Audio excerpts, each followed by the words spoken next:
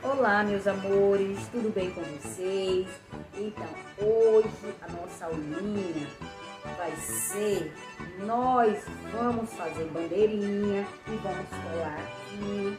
Então, quem tiver EVA, faça um quadradinho, né? Pega a tesoura com a ajuda da mamãe, tá? E aí, corta aqui. Pronta a bandeirinha. Aí vocês pegam a bandeirinha e colam aqui. A bandeirinha, depois de feita, vocês podem pendurar no barbante e colar aqui. Quem não tiver o EVA para fazer a bandeirinha, pode fazer também de TNT, um quadradinho do mesmo jeito e dobrar, colocar na pontinha. Recortar a pontinha para ficar a bandeirinha. Vocês podem estar usando cola quente ou cola branca mesmo.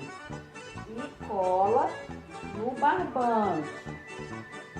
Quem não tiver o TNT e o EVA, vocês podem pegar revista ou jornal, recortar, fazer um quadrado juntamente com a mamãe e dobrar o meio. Quando dobrar o meio, cortar para fazer a bandeirinha bem aqui embaixo. Pega a cola novo e cola no barbante. Então, quem não tiver o EVA, o TNT e a revista, né? Algum desses três vocês podem ter. Até mesmo jornais, vocês podem estar fazendo bandeirinha e colando, tá? Para fazer um cenário bem bonito de quadrilha para vocês. Depois que vocês terminarem de fazer as bandeirinhas, vocês vão fazer o quê? Uma fogueira. Vou usar a tinta guache marrom, né? E nós vamos fazer a madeira que fica embaixo da fogueira. Vocês vão fazer, vocês podem estar pintando a tinta guache. Aqui é a madeira, tá?